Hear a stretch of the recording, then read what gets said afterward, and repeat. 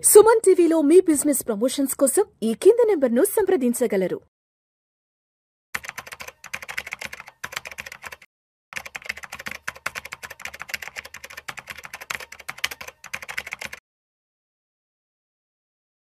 నమస్తే, welcome to Vishnu talks. నేను విష్ణు. ప్రస్తుతం పాటు amphi registered mutual fund distributor wealthy Chakradhar గారు ఉన్నారు. సార్తో మాట్లాడదాం. చక్రధర్ గారు నమస్తే సార్. నమస్తే అండి. Welcome to Vishnu talks. Thanks sir. So Chakradhar గారు, ఈ మధ్య ఎస్ఐఎఫ్లు మార్కెట్లోకి బాగా అగ్రెసివ్గా వస్తున్నాయి. లాస్ట్ 7-8 months నుంచి ఎస్ఐఎఫ్లకు సంబంధించిన మార్కెట్ పెనిట్రేషన్ కూడా మొదలైపోయింది. అయితే ఇప్పుడు టాటా వాళ్ళు కూడా ఎస్ఐఎఫ్లోకి రాబోతున్నారు. సో టాటా నుంచి కూడా ఒక ఎన్ఎఫ్ఓ రాబోతుంది. అయితే టైటానియం అనుకుంటా కదా. సో టాటా ఎన్ఎఫ్ఓ టైటానియంకి సంబంధించిన క్లియర్ డీటెయిల్స్, ఫుల్ డీటెయిల్స్ తెలియజేయగలరు? యాక్చువల్గా ఎస్ఐఎఫ్ చాలా మంచి ఆప్షన్ అండి, అందరికి తెలిసిందే. గత 2024లోనే ఎస్ఐఎఫ్కి పునాది పడింది. అప్పటి నుంచి రీసెర్చ్ చేశారు బాగా. అట్లాంటి ప్రోడక్ట్ తీసుకొస్తే కనుక మ్యూచువల్ ఫండ్స్ కంటే కూడా కొంచెం బెటర్ పర్ఫార్మెన్స్ ఉండాలి. సో అలాగే పిఎంఎస్లో 50 lakhs కాకుండా ఇంకా టికెట్ సైజ్ తగ్గిస్తే అందరికి అందుబాటులో ఉంటుంది. ఆల్రెడీ పిఎంఎస్ 50 lakhs అనగానే చాలా మంది అందుకోలేకపోతున్నారు. సో ఇట్లా మ్యూచువల్ ఫండ్స్లో ఉన్న బెనిఫిట్స్, అలా పిఎంఎస్లో ఉన్న బెనిఫిట్స్ రెండింటిని కలిపి తీసుకొచ్చింది ఎస్ఐఎఫ్.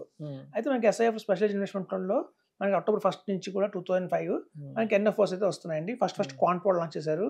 తర్వాత ఎడల్వైజ్ వాళ్ళు వచ్చింది. తర్వాత ఎస్బీఐ మ్యాగ్నమ్ వాళ్ళది వచ్చింది. తర్వాత చూస్తే మీకు ఐటీఐ అనే కంపెనీ వచ్చింది. ఇప్పుడు మనకి టాటా వాళ్ళు కూడా ఎన్ఎఫ్ఓ లాంచ్ చేశారు. సో ఇప్పుడు టాటా వాళ్ళు వచ్చిన టైటానియం ఏంటంటే హైబ్రిడ్ మోడల్లో ఉందండి. హైబ్రిడ్ మోడల్లో ఏంటంటే 25% కంపల్సరీగా డెట్లో పెట్టాలి, ఫిక్స్డ్ ఇన్కమ్లో పెట్టాలి.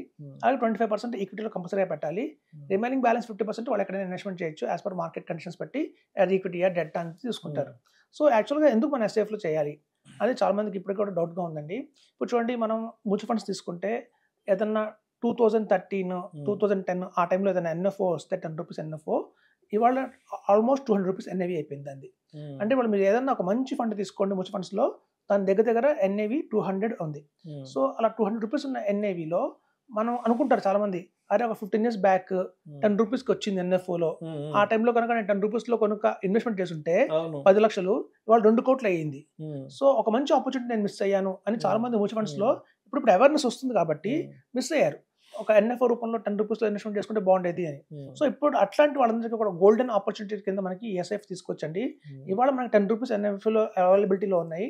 ఇదే కనుక మనం 15 years చూసుకుంటే ఇక్కడ నుంచి హారిజన్లో ఇలాంటి ఎన్ఎఫ్ఓస్లో వచ్చిన 10 rupees కూడా అనేవి రేపు గణనీయంగా మనకి 20 rupees, 40 rupees, 50 rupees అలా పెరిగిపోతూ ఉంటుంది. సో మనం 50 rupees వచ్చిన తర్వాత ఇన్వెస్ట్మెంట్ చేయడం కంటే ఎస్ఐఎఫ్లో ఇప్పుడే 10 rupeesలో ఉంది కాబట్టి ఒక మంచి ఆపర్చునిటీగా తీసుకొని ఇన్వెస్ట్మెంట్ చేస్తే మనకి మంచి రిటర్న్స్ అయితే వస్తాయి.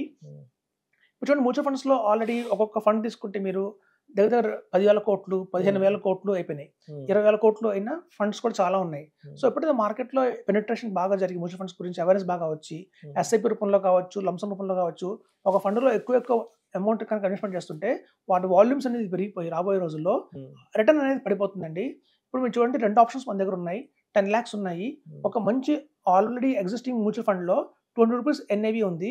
అట్లాంటి ఎన్ఐవి ఉన్న ఫండ్లో వేసుకుంటే 10 lakhs, అది మీకు 40 lakhs అవ్వాలి అంటే ఆ 200 rupees ఉన్న ఎన్ఐవి 800 అవ్వాలి. సో 200 rupees ఉన్న ఎన్ఐవి 800 అవ్వడం కొంచెం కష్టమే అవుతుంది. వేరే 10 rupees ఉన్న ఎన్ఐవి 40 rupees అవ్వడం చాలా ఈజీగా అవుతుంది.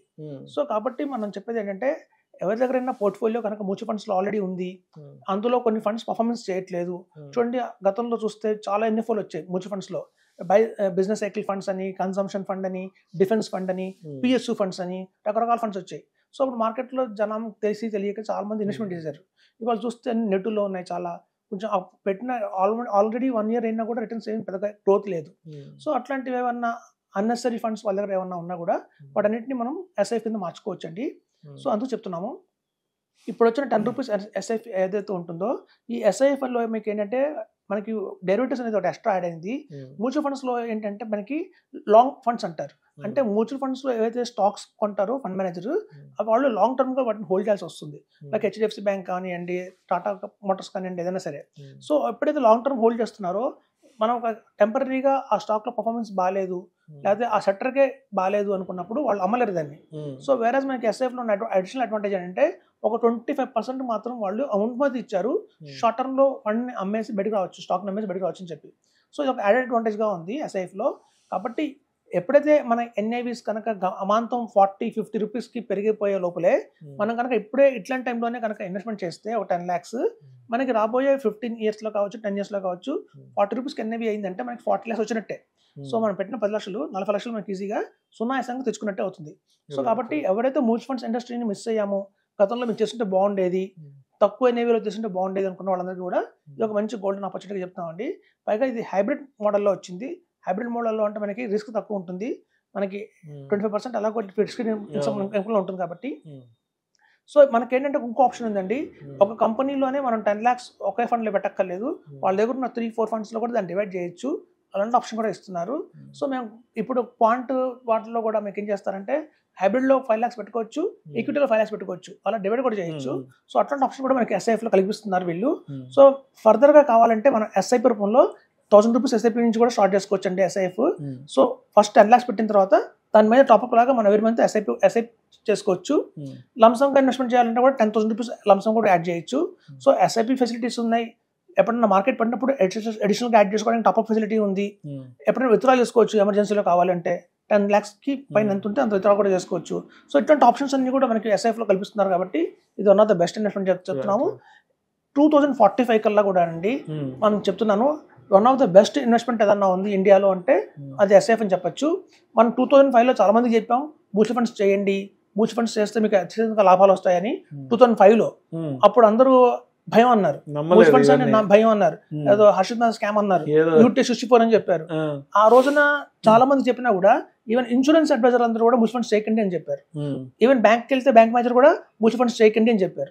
సో 2005లో ఎలా అయితే మ్యూచువల్ ఫండ్స్ వద్దు అన్నారో ఇప్పుడు ఎస్ఐఎఫ్స్ కూడా చాలా మంది భయపడుతున్నారు, పిఎంఎస్ భయపడుతున్నారు. ఇప్పుడు కాకపోతే రాబోయే రోజుల్లో 2045 కల్లా కూడా ఇండియాలో ఏదైనా బెస్ట్ ఇన్వెస్ట్మెంట్ ఉందా అంటే మనకు అది ఎస్ఐఎఫ్ పిఎంఎస్ఏ అవుతాయండి. సో మనం ఈ మ్యూచువల్ ఫండ్స్లో ఇన్వెస్ట్మెంట్ చేయమని చెప్పి వాళ్ళ ప్రతి ఒక్కరికి అర్థమైపోయింది. ఈవెన్ 2వ తరగతి పిల్లాడు కూడా చెప్తున్నాడు మ్యూచువల్ ఫండ్స్ ఐఏ అంటున్నాడు. టీవీలో ఆ క్రికెట్ చూస్తున్నప్పుడు యాడ్స్ చూసి 2 years పిల్లాడు, 2nd class పిల్లాడు కూడా అర్థమైపోయింది మ్యూచువల్ ఫండ్స్ చేయాలని చెప్పి. సో ఇప్పుడు అడ్వైజర్ చెప్పడంలో పెద్ద ఆశ్చర్యం లేదండి. 2045లో ఏదైతే నెంబర్ 1 అవుతుందో ఒక మంచి బెస్ట్ పర్ఫార్మెన్స్ ఫండ్గా ఉంటుందో అది ఇప్పుడు చెప్పగలగాలి. సో 2045 కల్లా కూడా ఎస్ఐఎఫ్ అండ్ పిఎంఎస్ ఈ రెండు కూడా చాలా బెస్ట్గా నిలబడతాయని చెప్తున్నాను. Thank you. సో ఇప్పుడు ఎస్ఐఎఫ్కి సంబంధించి ఇప్పుడు ఎస్ఐఎఫ్ ఫండ్ మేనేజర్స్ ఎవరైతే ఉన్నారో సో వీళ్ళకి సెబీ వైపు నుంచి ఉన్నటువంటి అప్రూవల్స్ ఏంటి, రూల్స్ అండ్ రెగ్యులేషన్స్ ఎలా ఉన్నాయి ఎస్ఐఎఫ్కి సంబంధించి ఫ్రమ్ సెబీ నుంచి చాలా క్రిస్టల్ క్లియర్గా ఉన్నాయండి. అందరికీ కూడా లైసెన్స్ ఇవ్వట్లేదు. కనీసం 10 ఏళ్ల ఎక్స్పీరియన్స్ ఉన్న ఫండ్ మేనేజర్కే ఇది హ్యాండిల్ చేయమని చెప్తున్నారు. ఇప్పుడు చూడండి మ్యూచువల్ ఫండ్స్లో మీకు అలాంటి ఏం లేదు. ఈవెన్ 3 years ఎక్స్పీరియన్స్ ఉన్న ఫండ్ మేనేజర్ కూడా మనం ఫండ్స్ రన్ చేయొచ్చు. కానీ ఎస్పెషల్లీ మనకి సెబీ పెట్టిన రూల్స్ అండ్ రెగ్యులేషన్స్ ఏంటంటే ప్రతి ఒక్క స్టాక్ లోను 10%కి మించి ఇన్వెస్ట్మెంట్ చేయకూడదు, అట్లీస్ట్ 4 sectors అయితే కంపల్సరీగా ఉండాలి. ఇట్లా రూల్స్ అండ్ రెగ్యులేషన్స్ చాలా ఉన్నాయండి. ఈవెన్ ఫండ్ మేనేజర్ కూడా 10 years ఎక్స్పీరియన్స్ కంపల్సరీగా ఉండాలి. సో ఓన్లీ 25% మాత్రమే ఈ డెరివేటివ్స్ ఆప్షన్ ఇచ్చారు. అంటే షార్ట్ డెరివేటివ్స్ అంటే చాలా మంది ఏమనుకుంటున్నారంటే ఇంట్రాడే అనుకుంటున్నారు. ఇంట్రాడే కాదండి, యాక్చువల్గా షార్ట్ టర్మ్ అంటే ఒక 6 months మినిమం హోల్డ్ చేయాలి ఒక స్టాక్ ని. 1 year తర్వాత మనం దాన్ని సేల్ చేసుకోవచ్చు. అంటే 1 year to 3 years కూడా మనం కావాలంటే సేల్ చేసుకోవచ్చు, ఆప్షన్ ఉంది. సో అట్లాంటి ఆప్షన్స్ అన్ని కూడా మనకి ఎస్ఐఎఫ్లో ఉన్నాయి. సో ఇక్కడ పర్మిషన్స్ చాలా స్ట్రిక్ట్ చేశారంటే అందరికి ఇవ్వట్లేదు. కంపల్సరీగా ఫండ్ మేనేజర్కి 10 years ఆఫ్ ఎక్స్పీరియన్స్ ఉండాలి. ఆ ఫండ్ హౌస్ కూడా minimum 10,000 crores of AUM maintain చేస్తుండాలి. సో అట్లాంటి రూల్స్ అండ్ రెగ్యులేషన్స్ చాలా ఉన్నాయి, చాలా కట్టుదిట్టంగా ఉన్నాయి. కాబట్టి మంచి ఫ్రేమ్వర్క్ లో ఉంది కాబట్టి 100% సేఫ్ అని చెప్తున్నాను. So SIF is always best investment చెప్తుంది. ఎవరైతే మ్యూచువల్ ఫండ్స్ మిస్ అయ్యారో ఆ రోజున 10 రూపీస్ ఎన్ఐవిలో కావచ్చు, లేదా తక్కువ ఉన్న వాల్యూమ్స్ లో ఉన్నప్పుడు మిస్ అయినప్పుడు ఇది ఒక మంచి ఆల్టర్నేటివ్ ఆప్షన్ గా వచ్చింది వాళ్ళకి. సో ఇందులో ఇన్వెస్ట్మెంట్ చేసుకుంటే రాబోయే రోజుల్లో మంచి లాభాలు అయితే వస్తాయని చెప్తున్నారు. సో ఇప్పుడు టాక్సేషన్ విషయానికి వస్తే, టాక్సేషన్ ప్రొసీడింగ్స్ విషయానికి వస్తే మ్యూచువల్ ఫండ్స్, పిఎంఎస్ ఈ రెండింటితో కంపేర్ చేస్తే ఎస్ఐఎఫ్లో ట్యాక్స్ ప్రొసీడింగ్స్ ఎలా ఉంటాయి అసలు? ఎస్ఐఎఫ్లో మీకు వచ్చేసి ట్యాక్స్ ప్రొసీడింగ్స్ ఏంటంటేనండి అందులో కూడా 3 categories ఉన్నాయి. ఈక్విటీ కేటగిరీ ఉంది, హైబ్రిడ్ కేటగిరీ ఉంది, అలాగే డెట్ కేటగిరీ ఉంది. సో డెట్ అలాగే ఈక్విటీ హైబ్రిడ్ లో ఏంటంటే short term country gain tax 2 years పెట్టారు. జనరల్ గా మనకు మ్యూచువల్ ఫండ్స్ లో ఏంటంటే 1 year షార్ట్ టర్మ్ ట్యాక్స్ 20%. కానీ డెట్ అయితే డెట్ లో వచ్చి మనకి ఏంటంటే ఇందులో అలాగే మనకి 2 years ఉంది. మనకి మ్యూచువల్ ఫండ్స్ లో అయితే 1 year లోపల యాజ్ పర్ స్లాబ్ ఉంటుంది. ఇక్కడ ఏంటంటే 20% మనం కట్టాల్సిందే. లాంగ్ టర్మ్ క్యాపిటల్ గెయిన్ ఏదైతే ఉంటుందో, equity oriented long term capital gain ఏదైతే ఉంటుందో మన ఎస్ఐఎఫ్ లో దీనికి మాత్రం సేమ్ 12.5% అండి. 1 year లోపు అయితే 20%, 1 year దాటితే 12.5%. సో మ్యూచువల్ ఫండ్స్ కి ఎస్ఐఎఫ్ కి తేడా అయితే ఏం లేదండి. టాక్సేషన్ విషయంలో అయితే 2 సమానంగానే ఉన్నాయి. రైట్. అయితే ఇప్పుడు అంటే ఎస్ఐఎఫ్ మార్కెట్ పెనిట్రేషన్ జరిగి కూడా ఒక 7-8 months ఉంది కాబట్టి ఆల్మోస్ట్ ఒక 6 to 7 months 8 months వరకు ఉంది కాబట్టి అంటే ఇప్పటి వరకు ఎస్ఐఎఫ్కి సంబంధించి మార్కెట్లో ఉన్న పెర్ఫార్మెన్స్ స్టాక్ ఏంటి? ఇప్పుడు యాక్చువల్గా ఫస్ట్ వచ్చింది మనకు అందరికంటే క్వాంట్ వచ్చిందండి. క్వాంట్ మీకు చూస్తే ఆల్రెడీ 10 రూపీస్ 10 పైసా 20 పైసా దాకా వస్తున్నాయి. వాటి వాల్యూమ్స్ అయితే పెరిగాయి. మనకి ఎస్పెషల్లీ ఎడల్వైజ్ మీకు ఎడల్వైజ్ మనకి ఎస్ఐఎఫ్ వచ్చింది ఆల్రెడీ. అలాగే ఎస్బీఐ మ్యాగ్నమ్ వాళ్ళ ఎస్ఐఎఫ్ వచ్చింది. సో నా దగ్గర కస్టమర్ వచ్చారు, ఆయన 20 lakhs ఇన్వెస్ట్మెంట్ చేస్తాను సార్ అన్నారు. సో మనం 10 lakhs ఎస్బీఐ 10 lakhs ఎడల్వైజ్ పెట్టించాం. సో ఇవాళ చూస్తే ఎడల్వైజ్ కొంచెం ఎక్కువ రేట్ ఇచ్చిందండి ఎస్బీఐ కంటే కూడా as on date. So performance అయితే బాగుందండి, చాలా బాగుంది. సో ఎస్ఐఎఫ్స్కి చాలా మంది ఇంట్రెస్ట్ చూపిస్తున్నారు. ఇప్పుడు చాలా మంది మొగ్గు చూపిస్తున్నారు. ఎందుకంటే రాబోయే రోజుల్లో ఆల్రెడీ మన దగ్గర మ్యూచువల్ ఫండ్స్ సఫిషియెంట్గా ఉన్నాయి. నెక్స్ట్ ఆల్టర్నేట్ కావాలి, ఇంకా ఏదైనా బెస్ట్ పర్ఫార్మెన్స్ కావాలి అనుకున్నప్పుడు SIF is the best option. అయితే మన దగ్గర ఉన్న 100 రూపీస్లో 50 రూపీస్ ఎస్ఐఎఫ్ వేసుకోవచ్చు, 50 రూపీస్ మ్యూచువల్ ఫండ్స్ కొనసాగించవచ్చు. సో మీ దగ్గర ఎగ్జిస్టింగ్ మ్యూచువల్ ఫండ్స్లో ఏవైతే బాగా పర్ఫార్మ్ చేస్తున్నాయో mid cap, small cap, large cap, ఏదైనా మంచి పర్ఫార్మెన్స్ ఉన్న ఫండ్స్ని మేము కదిలించట్లేదండి. అలాంటి తీర్థం చెప్తున్నాము, అది కంటిన్యూ చేయండి. నాన్ పర్ఫార్మింగ్ ఫండ్స్ ఏవైతే ఉంటాయి మాత్రం మీ దగ్గర కంపల్సరీగా వాటిని తీసేసి మన ఎస్ఐఎఫ్ వేసుకొస్తుంది చెప్తున్నాను.